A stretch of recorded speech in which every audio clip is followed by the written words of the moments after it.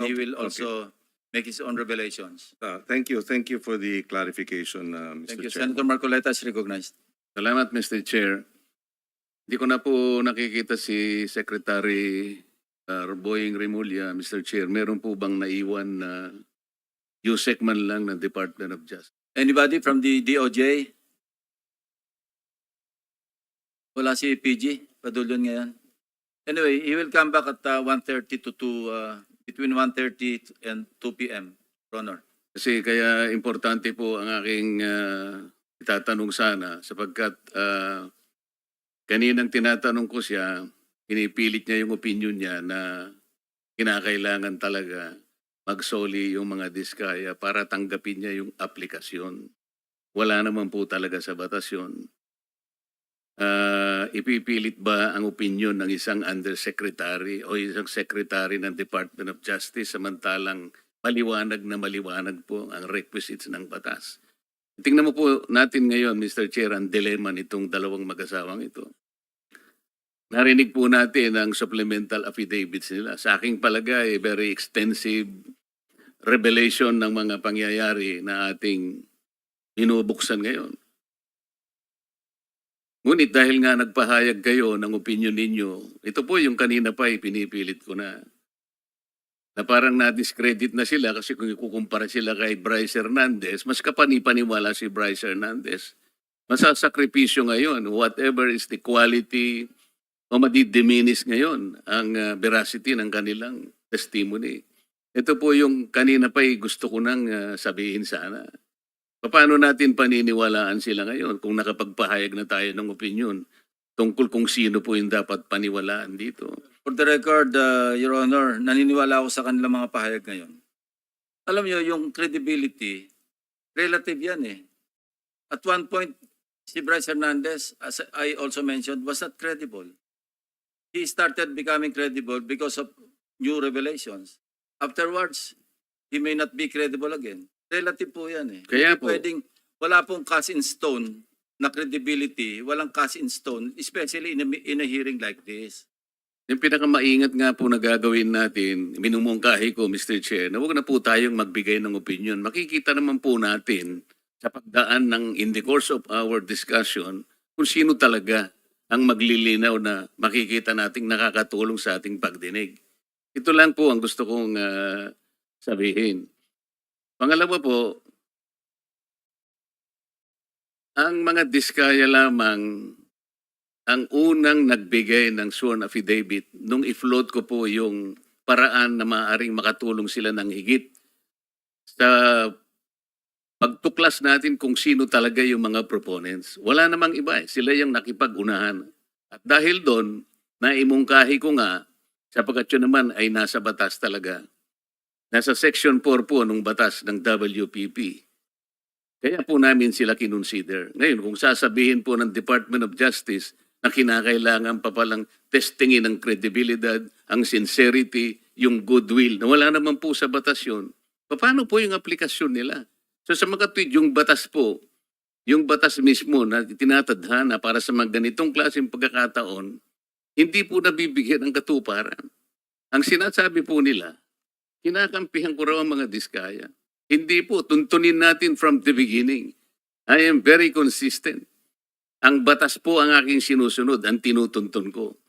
Meron po kasing isang taong nagsabi, nag-intriga, nagpalabas ng kung anong klaseng intriga, na ako raw po, umaring hindi ako, isa raw mambabatas ang lumapit sa diskaya, humihingi raw po ng 1 billion pesos. Para po yatang nagkasundo sa 120 million na lang. Isipin po ninyo, kapatid po yata yun ng ating colleague, si Ben Tulfo. So ngayon po, ang dami nagsasabi na baka ako yun. Sa akin lang po, okay lang yung magpalabas sila ng ganun eh. Basta may maniwala lang sana na mas maraming tao na hindi totoo ang sinasabi. Para sa akin, okay na po yun eh. Mr. Diskaya, meron bang pagkakataon ako nagpahaging sa iyo ng kahit ano pa? Your Honor, wala po talaga. Saan ang galing yung binanggit ni Ben Tulfo na merong isang mambabatas? Your Honor, wala po akong idea, Your Honor. Hindi po Ben Tulfo, Ramon Tulfo pala. Sorry. Your Honor, wala po akong idea, Your Honor, kung saan po nanggaling.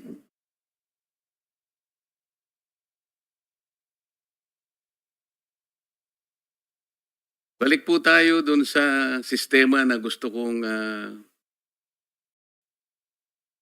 maging daan para maayos natin sa pamagitan po ng pagdinig na ito.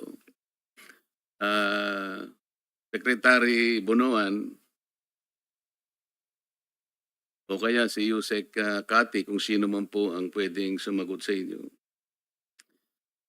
Natukoy na po natin kanina yung taba ng budget na halos 1 trillion pesos ay talagang naidagdag sa budget na hindi naman kailangan. At ngayon po, ito yung ating pinagtatalunan. Sino po bang may kagagawan kung bakit lumubo ng ganito ng budget na hindi naman natin kailangan? Halimbawa po, yung mga party list, Yusek Kati or Sec Bonoan, meron kayong Code 160. Magkano po ba yung binibigay nyo sa mga congressmen na party list? Magkano po ba yung nakatoka para sa kanila? Your Honor, I think we are locating 160 million per party list. 160 million, Your Honor, Sa party list po yun. party list. Your Honor. Yung regular po na congressman. The regular congressman, the allocation is based on a formula that we have already agreed. Average po. Well, Kasi 300 something congressmen. Tama bang i-assume na mag-average sila ng 1 billion bawat isa? 1 billion, Your Honor. Sorry. Opo. On the average, Your Honor, maybe. So yan nga po. So tingnan niyo po niyo yung lopsided. Tingnan po niyo yung pagkakaya. Pag party list ka, masaya ka na po sa 150. Nagsimula pa po yun, 130. Totoo po yan. Kasi po matagal akong nag-party list eh. Kaya po pag sinabi ng speaker sa amin, ang para sa inyo, ganito, magsimula na kayong maglista. Nationwide po ang constituency ng party list. Kaya po, magsimula. Saan mo dadalhin yung 150 million buong Pilipinas? Kaya po merong isang barangay, sasabihin ko sa kanila, pwede bang 500,000 na lang muna kayo? Kasi paghahatian po ninyo ito. Sasabihin sa amin ng ibang mga barangay kapitan, sa kubeta lang po, hindi na po kakasa ito. Kawawa po ang party list. Regular, 1 billion. Samantalang ang distrito po niya lalong-lalo na po kung Batanes. Ilang tao lang ba ang Batanes? Yung Butante yata ron, 9,000 lang ang Butante. Pero meron siyang 1 billion.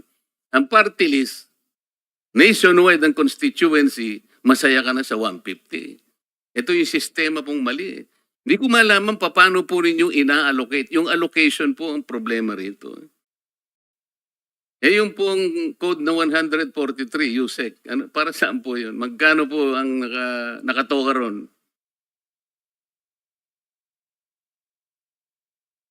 Pwede pong i-clarify ano po yung 143? Yung pong mga insertions, magkano po yun? Kanina po pinag-usapan natin. Sa Congress, magkano po yun? Sa House of Representatives. Yung House of Representatives, Your Honor, meron yung leadership fund din. Natapos na po tayo doon. Okay. Sama-sama na po doon. Nasa 450B na po yun. Pati yung allocable. Yes, Your Honor. Yan po yung...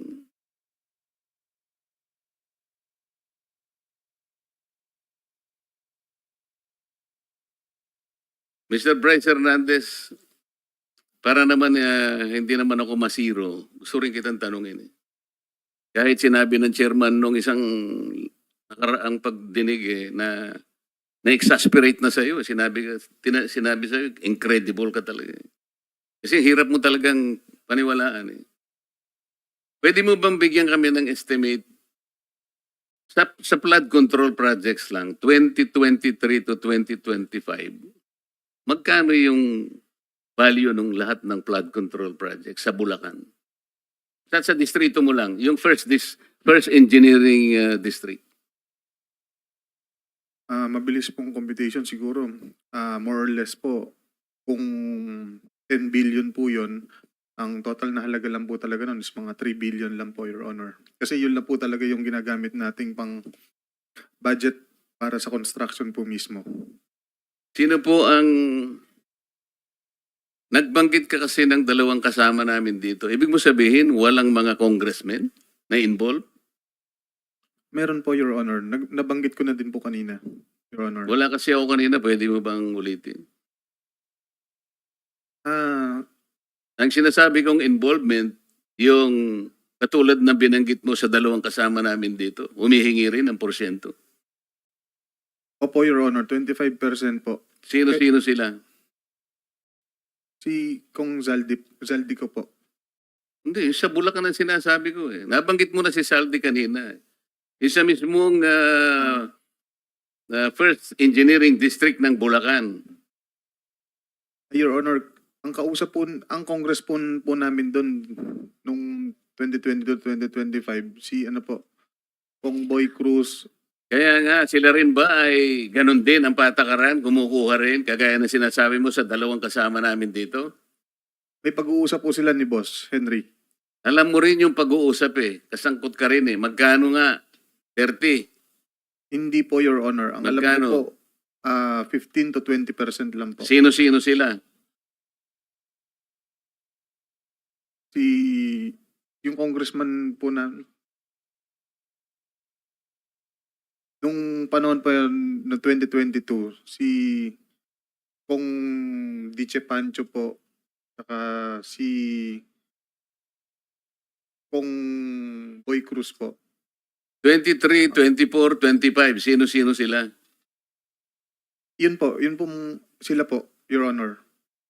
Sila po ang congressman dun sa panahon na yun, Your Honor. Sino ba yung congressman ng First Engineering District? Hindi mo kilala? Yun nga po binanggit ko po, si Kong Tina Pancho po, si Kong Boy Cruz po, saka si Kong Danny Domingo po. Sila po. Silang tatlo lang Sila lang po ang congressman po namin. ng First Engineering District. Yes po, Your Honor. So sila, 15 to 20, paano yun? Opo, parang ganun po, nasa 15% po, o 20%. Pero yung doon po pumapasok din yung nabanggit po ni Congressman Toby Chanco na meron pong yung mga bumababa po sa lugar nila na wala silang idea, basta bumababa na lang po, doon po yung meron pong parking. So si Congressman Saldico, ilan naman ang sa kanya? Nasa 25% po, Your Honor. 25% ng how much? Kung magbaba po siya Kanina sabi mo 3 billion, di ba? Opo, kung magbaba po siya ng 1 billion, that's 250 million po, Your Honor. Sinabi mo na kanina yung total sa First Engineering District, 2 billion pesos. 3 billion pesos, kamo. Example lang po yun, Your Honor, na yun lang po yung magagastos sa actual construction po, Your Honor. For example, na 10 billion po. Pero ang magagastos, Ang magagastos lang po talaga sa actual na pagpapagawa ng proyekto is kung 10 billion po yung budget, nasa 3 billion lang po. pwedeng matitira 7 billion. Yun po doon po pumapasok yung mga iba-ibang gastos, Your Honor. Kasama na po yung proponent. Ilan nga yung gastos para sa proponent? Yun ang malaki. Opo, Your Honor. Ilan sa 7 billion ang para sa proponents? Yun po, 25 to 30% po. Magkano nga yun? 2.5 to 3 billion po, Your Honor. 2.5 to 3 billion? Yes po, Your Honor. 7 billion. Hindi po. 25 to 30% of 7 billion. Kaya nga 3.5 to.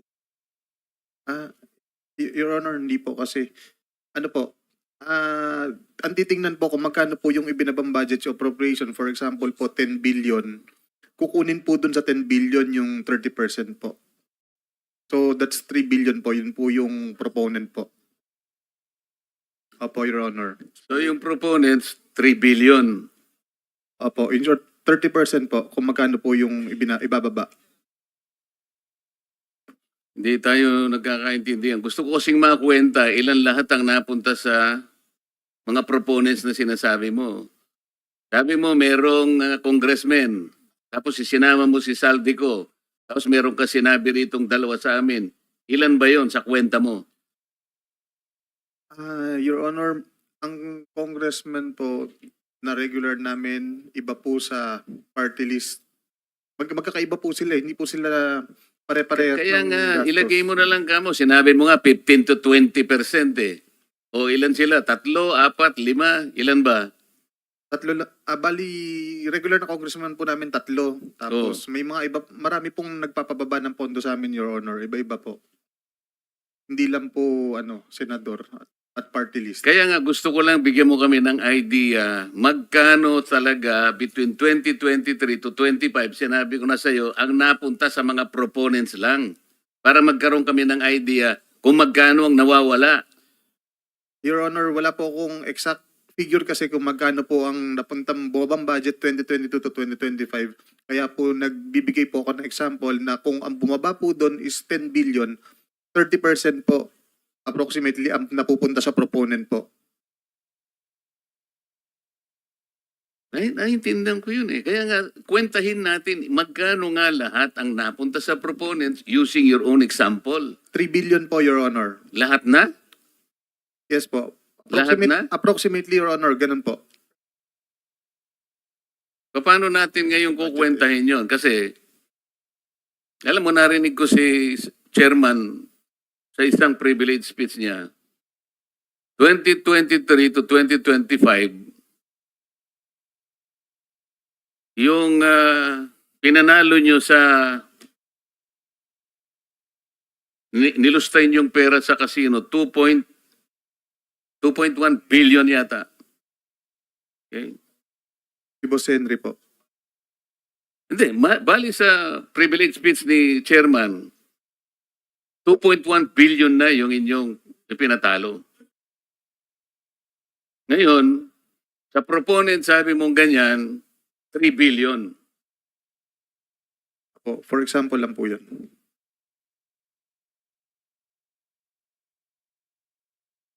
Saan yung 4 billion?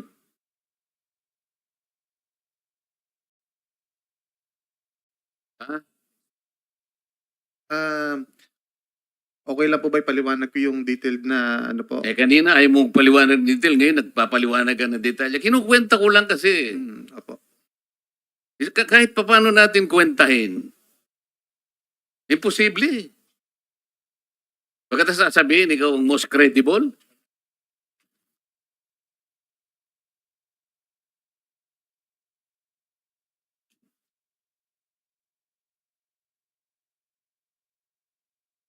Habang nagtitingin siya, Mr. Chair, punta ko sa DBM, Mr. DBM, puntaan natin yung unprogram na yun. Bakit nagpapasubmit kayo sa DPWH ng program? Ba't napupunta? Para saan yun? Sir, di po kami nagpapasubmit. Sila po ang nagsasubmit ng request for chargeable against the unprogrammed appropriations. Sino nagsasubmit? Ang agency, actually, sir, the agency ang nagre-request Sino po. nga ang agency? In this case, for flood control projects, then of course, the DPWH. Kaya Mr. nga, Chair. pero hindi naman, wala naman sa budget nila yun sa DPWH eh. Kayo naman ang nagmamanage nun eh, di ba? Yes, sir. Oh.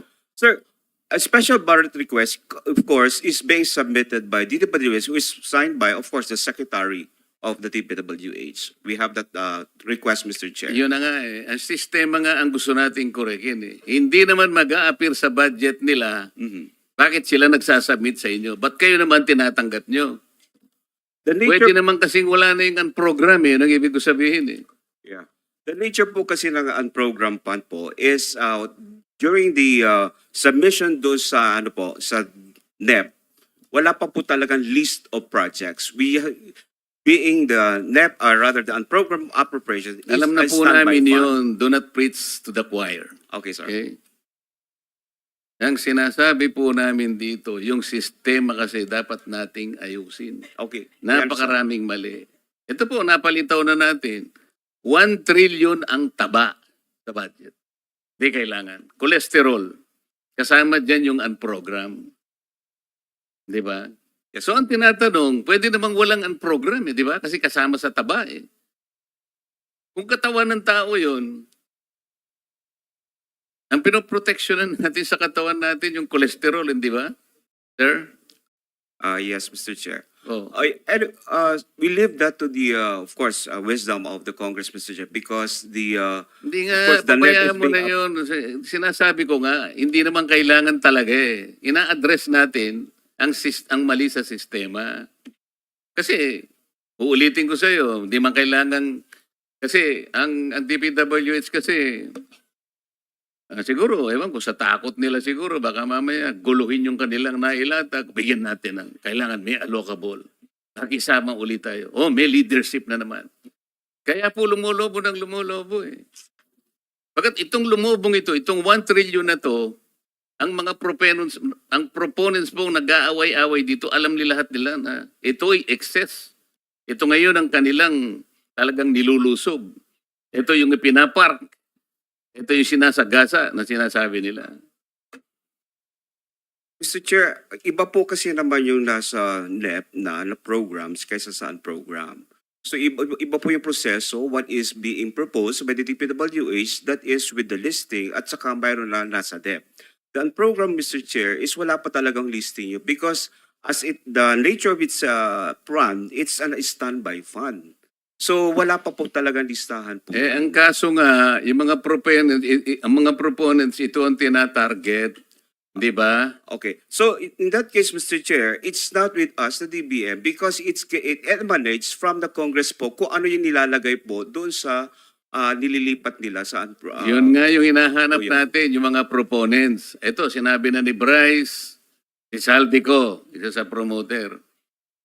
Sinabi rin ng Diskaya, lumabas din ang mga pangalan, 17 congressmen. Nabanggit din si Saldico doon at si Speaker Martin Romualdez. Di umano, sinabit nung dalawa sa kanilang sinabi. Tama? Yes, Mr. Sa Chair. isang araw, pumunta rito si Toby Chanco, si Representative Toby Chanco, isinegaw niya rin ang pangalan ng Saldico at nag-produce siya ng resibo. Napakahaba ng resibo. 2 probinsya lang, makikita mo yung pangalan ni Saldico. Halos pangalan niyang nakalagay doon na proponent 13.8 billion pesos. Magtataka ka dito, yung kanyang kumpanya na SunWest, wala man lang dito para umpisahan nating tanungin. Di ba kayo nagtataka kung bakit gano'n? Di ko sinasabi na hindi natin tanungin kung sino-sino. Meron dyan na, anong pangalan mo, Sims ka ba? Merong Diskaya, merong kung sino-sino. Pero yung pinaka-promotor, yung SunWest, na binabanggit ng lahat na, di ba natin siya tatanungin? Yan ang gusto kong bigyan ng diin dito.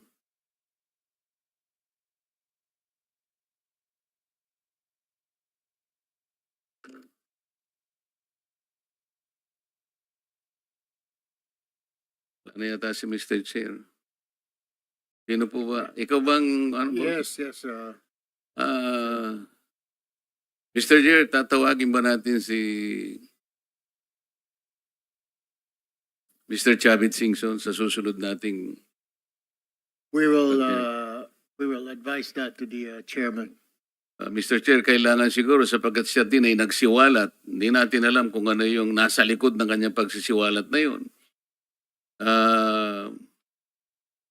Pero kailangan natin siguro na pakinggan din yun. Sa makatwid ay inaasahan po natin na sa susunod na pagdinig ay makakasama natin, maimbita natin si Mr. Singson, Mr. Chair. We will advise Senator Marcoleta, the chairman. Yes, Mr. Chair. Ang isa pang, kanina po, ako'y nakikiusap sana, nabigyan ako ng pagkakataon na makapagsiwalat ng saloobin sapagkat nakita ko yung mga iba doon ay prejudicial questions. Kaya nalulungkot ako, biglang nawala yung Justice Secretary, wala man lang naiwan kahit sino sa kanila. Babalik naman yun. 2:00 ngayong hapon, si Justice Secretary, kinuha lang yung sinumpaang salaysay ni Mr. Alcantara. They will see. definitely be back here by 2:00. Sana may makabalik naman siya. Kasi ang isang isusunod ko sana na isang prejudicial issue bago sana tayo magsimula kanina pa. Nauna po kasi ay biglang nabanggit po yung tinatawag na legislative immunity. Na si Bryce Hernandez nga ay, di ba Bryce, nag-request ka pa nga ng legislative immunity? Opo, Your Honor. At ginrant pa nga eh. Ayoko po sanang banggitin o sansalain ang ating Senate President nung nakaraang pagdinig at ating chairman tungkol sa bagay nito. Sapagkat nung araw na yon, ang pinag-uusapan natin ay yung tungkol sa aplikasyon ng mga diskaya. Ayoko pong mabanggit na naman na parang sila na lang ang dinidepensa ko. Magmula po kanina, consistent yung sinasabi ko, yun lang ang tanging paraan na alam ko sapagkat yun lang ang paraan na nasa batas. At ako pa yung napagkamalan na parang napaghalo ko nga po daw yung legislative immunity at saka yung Witness Protection Program. Sinabi ko po categorically, I know the distinction between these two concepts. Kasi po ang legislative immunity po ay tinatawag ding parliamentary immunity. Sa akin pong maliit na kaalaman bilang isang abogado, ang parliamentary or legislative immunity applicable lamang po sa mga mambabatas. Kami po, mga senador, mga congressmen. Hindi po applicable sa inyo na mga witnesses. Baka na ipagkamali po kasi yung konsepto ng testimonial immunity. Na sa ibang bansa po ginagawa, yung iba. Pero sa ating jurisdiction, maski sa atin pong mga rules, Mr. Chair, wala pong legislative immunity. Yun nga po yung gusto kong ipaalala para hindi po tayo nami-mislead. Kasi, kamukha, si Bryce. Naniwala si Bryce eh. Nag-apply. Mr. Chair, you cannot grant something that was not been validly granted. Senator Marcoleta, I think you can raise that opinion or idea later when Senator Soto will be here and the chairman, Senator Lacson. I believe they can properly answer Yes. your queries. Thank you. I will do that. And the other issue, I think I will have to bring this in the Senate floor this afternoon, Mr. Chair. I'm a little bit worried about the collaboration that the Blue Ribbon Committee and the ICI is now having without defining the limits, the nature and the extent of the collaboration between the ICI. The ICI is Independent Commission on Infrastructure. I do not know how independent they can be if they are dependent on records, on information, or people that we can produce for them. Ayoko pong mangyari, Mr. Chair, na parang ang Blue Ribbon Committee is the investigative arm of the ICI. Parang hindi po tama eh. We're supposed to be on the lookout. Meron po tayong doktrina on separation of powers. Meron po tayong institutional boundaries. Meron po tayong system of checks and balances. Baka po makompromise ito eh. Kaya po gusto kong i-discuss natin in the Senate Hall, not in this committee, kung paano po ang relasyon. Sapagkat yung pong ICI, binasa ko po yung kanilang powers, parang kailangan, gusto nilang makipag-coordinate sa lahat ng, pwede silang kumuha ng impormasyon sa Korte, sa Senado, sa House of Representatives, sa Sandigan Bayan. Paano silang magiging independent kung lahat na lang ng ay pinupuntahan nila? I want them to be independent as they are. Sana ipatawag din natin sila, Mr. Chair, para magpaliwanag sila. How can you be independent if you are too dependent on several branches of government? I think Thank you, Mr. Chair. Thank you very much. That all the questions or queries you want to have, Senator Marcoleta. Because if that's it, then we'll have to suspend this hearing and we'll have to resume by 2:00 this afternoon.